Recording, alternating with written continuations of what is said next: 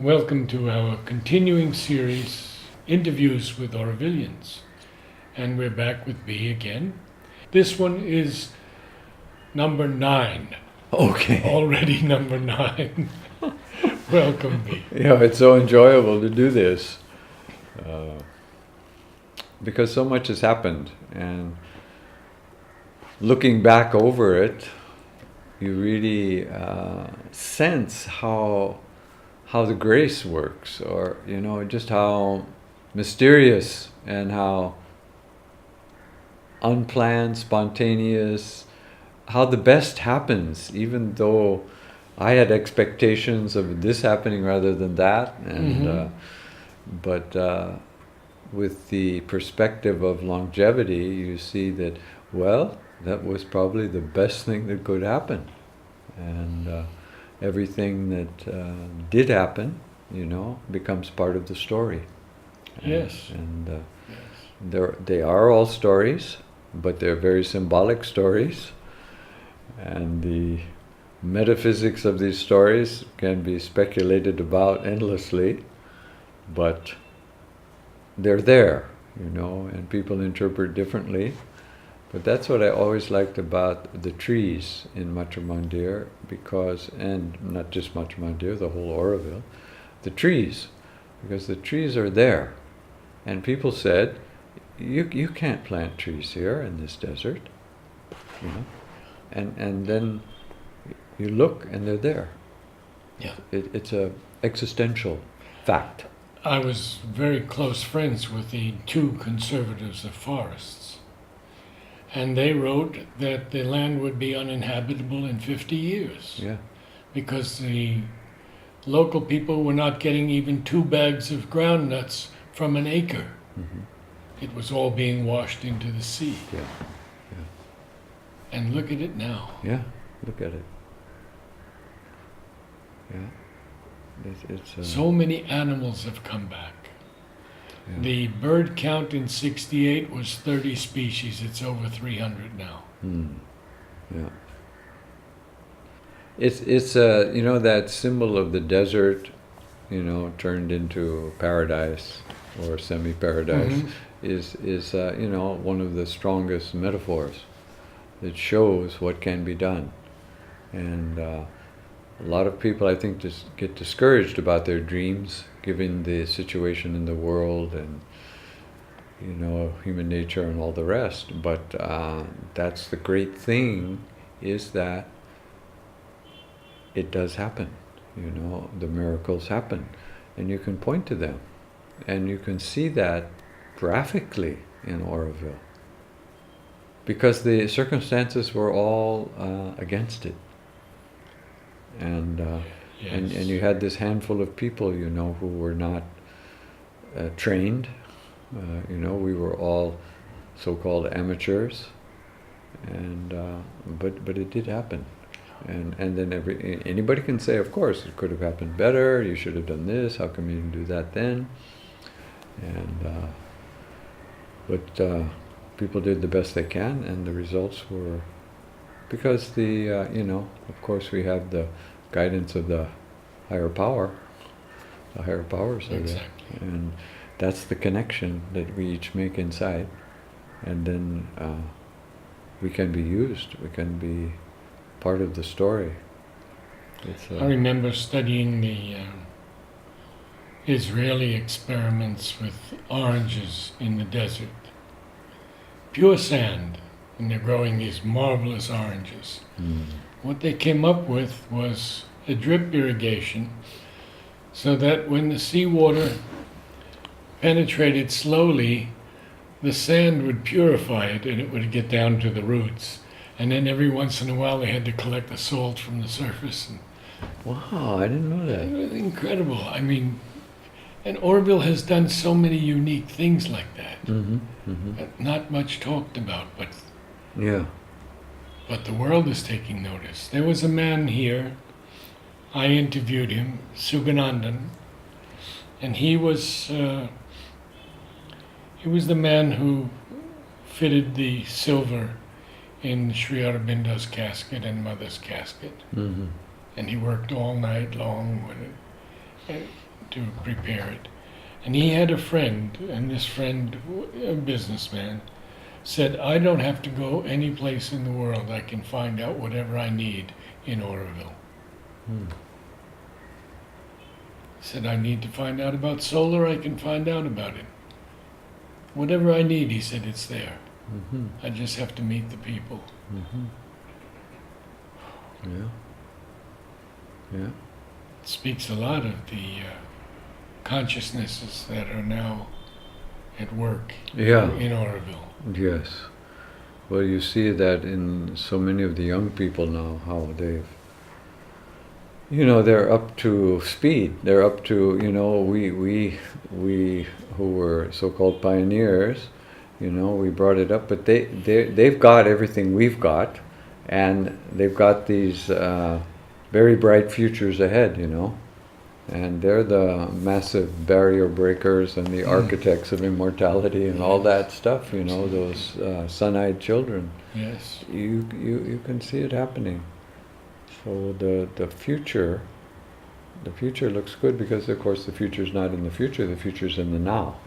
And being in Oroville now, you can see the seeds that we planted have sprouted, and the seeds that are coming now will sprout in a way that we can't even predict. Mm-hmm. And who could have predicted this internet, and that whole thing?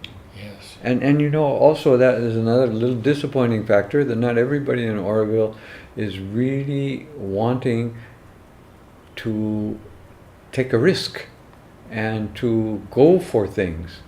The internet, when it first came, everybody said, no, we don't want the internet, that's the world, and it will pollute Oroville, and people play video games, and it's going to be a waste and all that. And I had to stand up and say, no, we're going to have a website, we're going to do it. And I remember, and actually I said some very strong things at that time, which I totally forgot. But then June Mayer, she told me just shortly before she died, she said, I was so happy when I was at that meeting in Oroville, I don't know, 15 years ago or whatever it was, when you stood up and you said, no, we have to have the internet. And you went against those people who tried to stop it. And Look how the world has changed. yeah. We've been brought together by this incredible internet that we never could have been together like that in the world. And everyone knows everything. Yeah. I mean, you can find out anything now. Yeah, exactly. And so the downsides are so minor compared to the upsides. Exactly. In bringing us together, in finding harmony Right. amongst nations, Right. and finding Oroville's place in the world. Yes, exactly.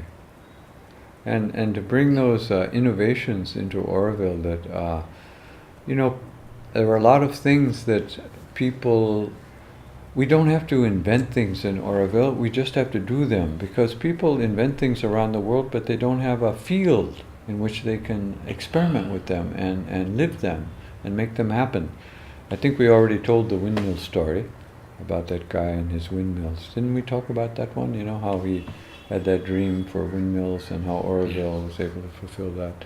Same with biogas and some of those things, solar energy, desalinization. Yeah. So many of these processes, and people can actually live them there. And I think of Anandi and her raw food also. Anandi went to the U.S. to this expert, this famous Dr. Gabriel Cousins, who wrote Spiritual Nutrition and all these books. And she brought the raw food here and how you can live on the raw food. And, people go out, they see something, they get connected to it, they bring it to Oroville. And then we have all these things, all these therapies, the Watsu, all these things are there. Yeah. They're Could you tell us a little bit about the evolution of the solar kitchen? the solar kitchen, yes, but it was Gilles Guigon, who was so involved in the solar kitchen. I remember when we inaugurated it, I was there with Bhakti and Chandra. Chandra, let me just divert in Chandra's story. Chandra's that wonderful story. I don't know Is this anybody. Niyogi? No, this No. This Chandra is the daughter. She has an Italian mother, and I don't know who her father was. He was Indian, and Chandra was born in Oroville, and she went to the Oroville school, and she was there Oh. in future school. And then she decided to drop out. She wanted to do some music. So she started on this South Indian flute, and she went to this famous flute master. He's famous in India, I don't know his name, but he has this place in Andhra Pradesh, so he went there and she learned from him. Then he wanted her to take over the school and administrate the school and run the school for him. Because she was good and also she was so talented. So she did, she started that, she was running a school. Then she said, no, I have to go for higher education. I need more academic things, I want to do more. She came back to Oroville. At that time, I was at Future School, and she said to the teachers there, I want to get my, to take these O-level exams so I can go to Cambridge University and do further studies.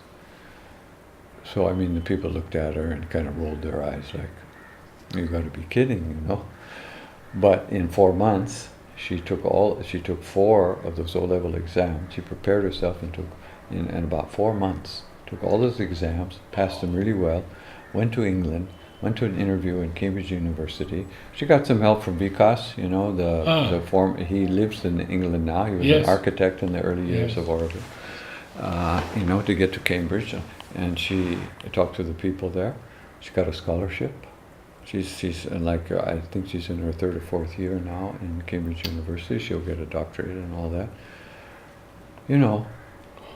These kids, and Bhakti there, who is my godchild, Bhakti, she went to France and she took all these graphic design, art, music courses. Now she's back in Oroville doing wonderful work. So just when you mentioned the solar kitchen, I see this picture of us standing on this pile of red earth, putting in those first red blocks, and the whole solar kitchen, of course, is built out of compressed earth blocks. And that's another marvel. Oh, yes. Because Satprem, the other Satprem, Oro Satprem, who is the earth architect from France, he said, the mother said the city the earth needs. He said, Oroville has the earth the city needs. The earth, that red earth, is ideal for blocks, especially, it's already so hard, but if you add 5% cement to it, you've got a block that will last 1,000 years. Cement will crumble before this block will crumble. Really? You add 5, because you also put it under pressure. Yes. So he developed the ore ram, where it puts 40 tons or something on that earth and it has the cement in it at the same time. So all the clay and the cement molecules and everything, they really come together. So you got those wonderful blocks, and built the whole solar kitchen out of that. We built the whole visitor center out of that. The visitor center, this was when we were at CSR, built that whole visitor center because we wanted to show that renewable energy and multi-story earth buildings were possible, because nobody was building them anymore. And people despise mud huts, but there's a whole other side. And in Africa, you have these buildings that are 2,000 years old, earth buildings, still standing, they're in Yemen and those places. So Satprem, really an expert in that stuff. We were making those earth blocks. So the solar kitchen, and there is I think what's difficult when we talk, I can't remember what we already said, but did we talk about in solar kitchen the stained glass window? We did. Yeah, we did. That was there because that was brought by But Carl. we didn't talk about the solar aspect. The solar part. Oh yes, that's important. Yeah. Well, you see, we had that fortunate thing. We had 2 engineers in Oroville at that time when we wanted to do that. One was a solar engineer, and that's John Harper. And then Gilles Guigon was, I think he's a regular engineer, civil. And so what we did to do that, we made a special solar bowl in the center guest house with Tinnica. in the back there, Ah, and little mirrors. So it's I forget what the scale is, you know, like 10 to 1 or something. This is the small model, but we had to position all the mirrors all the way around. We had a boiler in the middle, just like the big one that's on the solar kitchen. So we made a little one just to check it out. And I remember when we worked on that really really for a long time, because we went there after we worked at Matre Mandir in the evenings.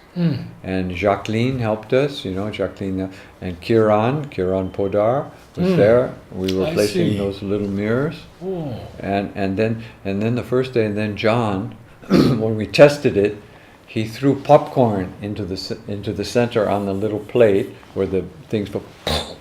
They all blew. Then we knew it worked. It oh, was nice. But then they built the huge one, yeah. and that was quite an engineering marvel. But I think Gilles, he has some great stories about the mirrors, and and people said, oh, you can't do this and you need that, and just every one of those little hurdles were overcome. Is And it still yeah, in use? still cooking. Still cooking, and every day, you have a huge number of people come there for yes. lunch. I was there today, and it's great food. Great food. It's that solar, and if you go upstairs and look at the mirror, they have some of the old first solar cookers that were made in Oroville. There's almost like a little mini museum there of some of the old solar things that were there. They're up there. That is also clever. But if you talk to John, or they can tell you really more about it, because I was not involved in the construction. I love solar energy. I remember bringing the first solar panel to Oroville. I think it was the first. It was in the 80s, early 80s. I got it from California, and I put it on my Keat house, and to run the little tape recorder and to run a couple of lights. And it worked fine. I just put it in my suitcase, it was just the size of the suitcase, and brought it in. I remember my aunt gave me the money for that solar panel. She said, oh, you're going back to India, anything you want? I said, yes, I want a solar panel. She said, what's that? So I got it. So then the solar thing, of course, boomed in Oroville so much. And we had the first one in our bathroom for the hot water. I forget who built it now, but he was very, very good. Well, those solar hot water heaters, see, that's another thing that we should have everywhere in Oroville. And unfortunately now, people are still putting in those electric geyser things, and using electricity to heat water. It's an absolute unnecessary. In International House, we have 15 to 20 people there using the facility, and we have this one big one on the roof, solar hot water collector, and that one is from China, and they're quite reasonable to get. They're better than some of the Indian models, and that one provides all the hot water for everybody. And it's got this tank on the top. I don't know how many liters are in that tank, but it's quite a big tank. So anytime you get hot water, anytime, and there's no need for boiling water using gas or using electricity to make water. It's not sustainable. But the sun is there. Wonderful energy of the sun. The sun, the sun is so, I don't think people appreciate the sun, and that's one of the things that Matre Mandir did for me, to bring the sun inside. Yes. See, the strongest energy source we have in our little solar system here, that star, that sun, bring it inside the building. Bring a living ray, and it was Mother's vision. She saw it. She told Roger how to do that. Bring that sun ray in and bring it through the whole building. And the idea to have those people inside that closed marble chamber in that energy field with that sun, you have to open to the higher light. You open to the higher light, that sun will energize you and connect you to the mother, because it's all the mother, manifestation is the mother. So it's so it's so great. That's the renewable energy systems are just so obvious, and it's so painful that people are allowing the exploitation by corporations and governments to do nuclear energy, because nuclear energy is just a total disaster from every point of view. There's no saving benefit from nuclear energy. It's more costly than all of them, totally unsafe, dangerous. It's so sad. Mother spoke about it. Yeah. She said,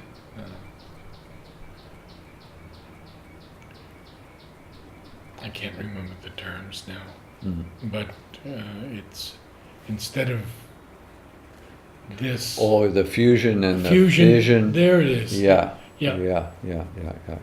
Not fission, but fusion. Yeah. In other words, combining, not Yeah. breaking. Yeah. Yeah. Well, and she of course stressed the solar energy, and she got Shaman Lal Gupta, going on that solar energy right away, and I think he's still going on it, which is great. Oh yes. Yes. Yes. Yeah, and We built the first weather station too. yes, the weather station, and then they tried to build that little house there. Now where Arjun and Dipti are, it was to be an energy house.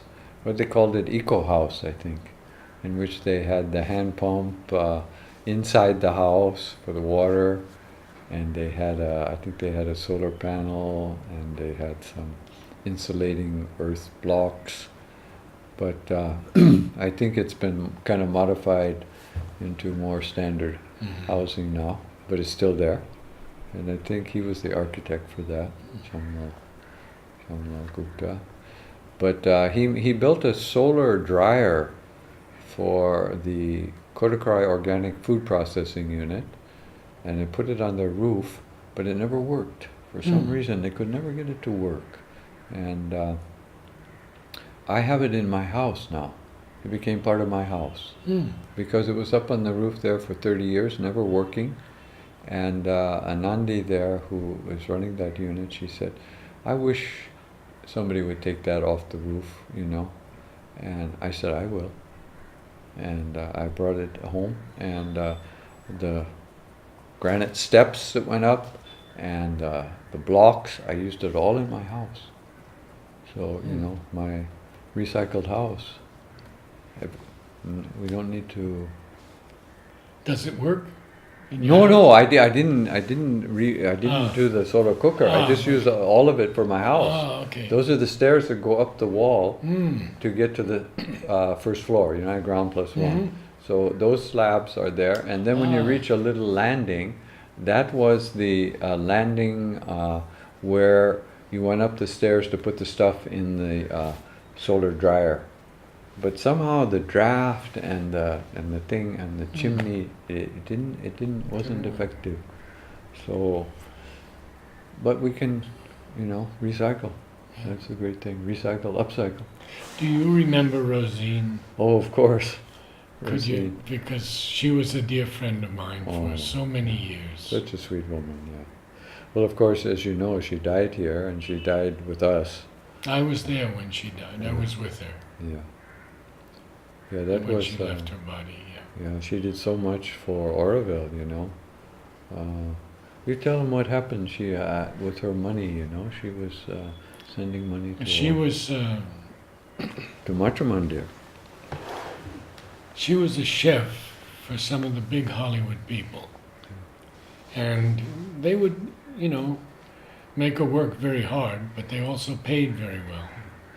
She saved $1 million Incredible. and gave it all for Matrimandir. Yeah. And that should be, I'm glad we have the chance to Yes. put that on You the should be video. honored for that. We should be. Yeah. And Not- she yeah. never used any for herself. She Yeah. put it all aside for the Matrimandir. Yeah. Yeah. No. And she loved the flowers. We used to walk around Southern California streets together for hours at a time, Yeah. looking at all the flowers. And, she wanted to die in Oroville. Yeah. She told me that. That's what I want. Yeah. And she got her wish. She got her wish. Yeah, we, the first what happened, I remember the stories, you know, she tried to get to Oroville and they refused her.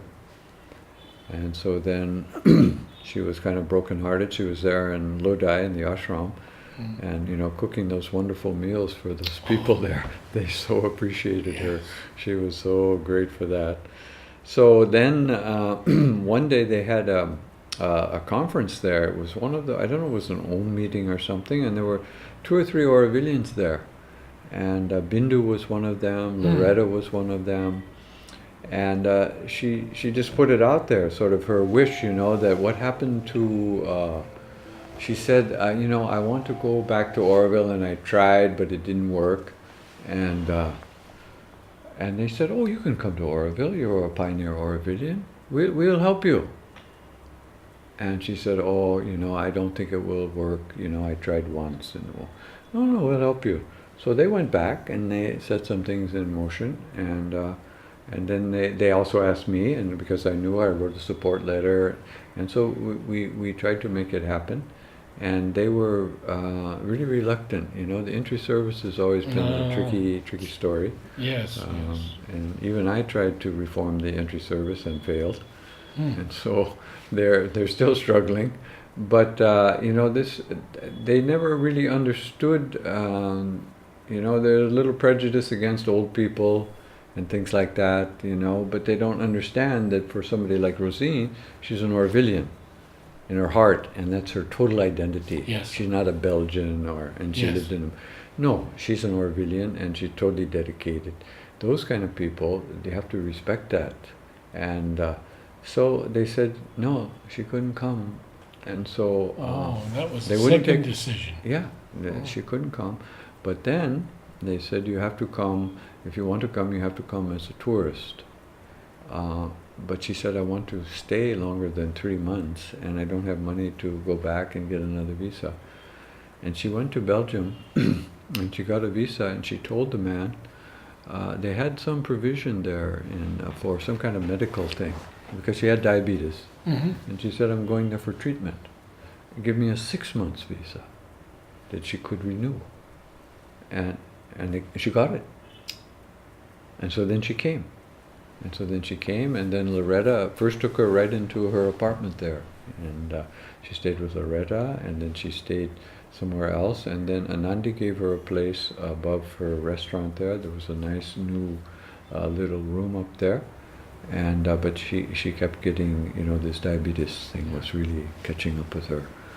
And she had several serious episodes. And then we took her to the hospital, and they couldn't do much. And then she came back, and then I remember just the day before she died, you know, we were talking with her, and she said, I'm ready, and I'm so happy to be in Oroville, and all of that. Oh. And it was a beautiful moment. Yeah. Yeah, very beautiful. Rosine, yeah, we don't forget her. Yeah. And then, you know, they wouldn't, I couldn't get the death certificate, because they said, well, no, she was just a tourist. You know, we won't give any death certificate for her.